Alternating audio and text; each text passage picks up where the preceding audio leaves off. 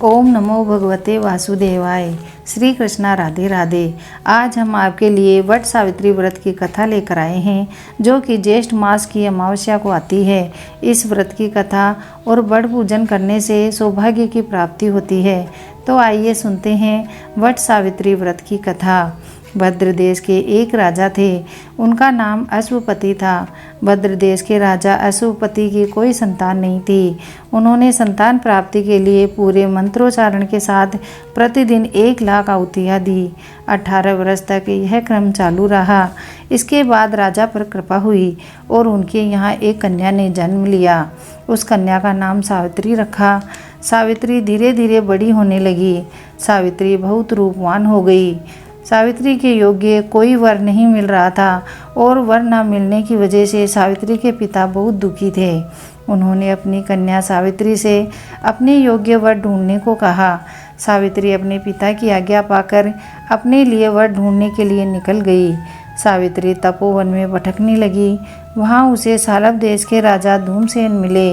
राजा धूमसेन का राज्य किसी ने छीन लिया था, इसीलिए वो जंगल में रह रहे थे। उनके पुत्र सत्यवान को देखकर सावित्री ने पति रूप में उसका वरण कर लिया।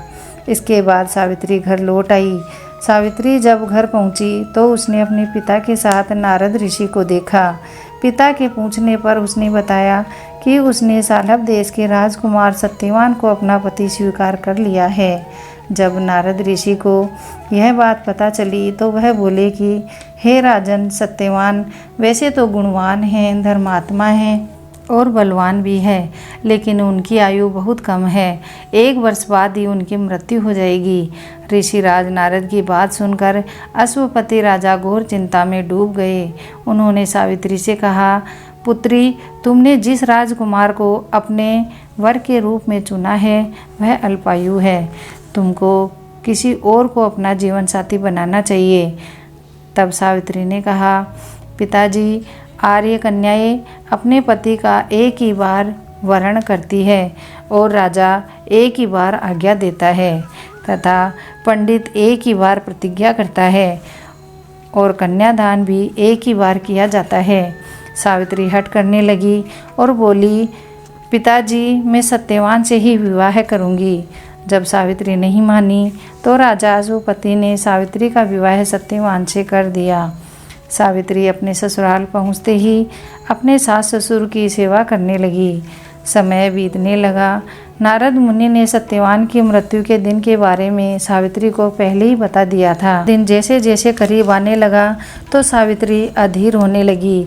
सावित्री ने 3 दिन पहले से ही उपवास करने शुरू कर दिए और नारद मुनि द्वारा बताई गई तिथियों पर पितरों का पूजन भी किया।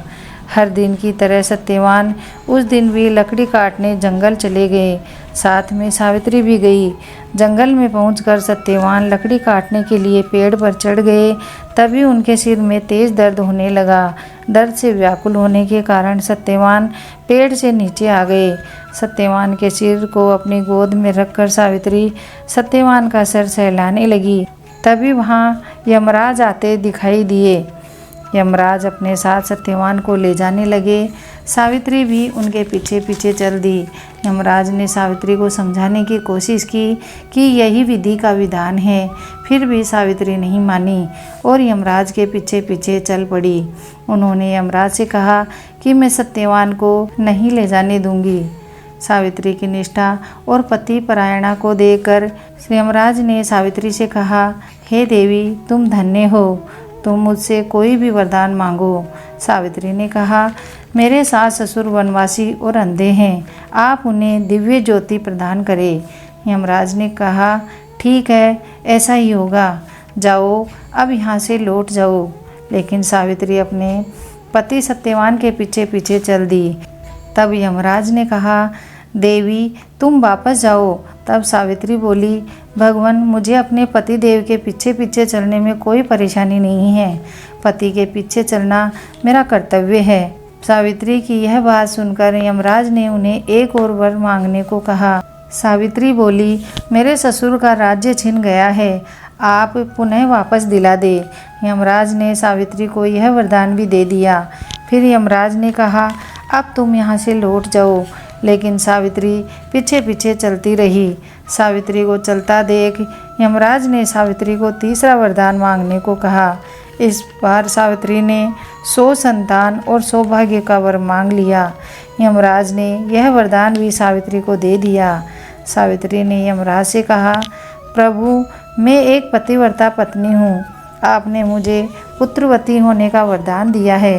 अब आप मेरे पति को कैसे ले जा सकते हैं? यह सुनकर यमराज को सत्यवान के प्राण छोड़ने पड़े और यमराज अंतर्ध्यान हो गए और सावित्री उसी वट वृक्ष के पास आ गई जहाँ उसके पति का अमृत शरीर पड़ा था और सत्यवान फिर से जीवित हो गए। फिर दोनों खुशी खुशी अपने घर की ओर चल दिए। जब दोनों घर पहुँचे तो उन्होंने देखा कि उनके माता पिता की आंखों की दृष्टि लौट आई है। इसके बाद उन्हें उनका राज्य भी वापस मिल गया। इस प्रकार सत्यवान और सावित्री हमेशा के लिए सुखी हो गए। कहानी अधूरी है तो पूरी करना और पूरी है तो मान बढ़ाना। तो यह थी वट सावित्री व्रत कथा। इस कथा को सुनने से और व्रत करने से वैवाहिक जीवन या जीवन साथी के जीवन पर आया किसी भी प्रकार का कोई भी संकट टल जाता है। बोलो मैया रानी की जय।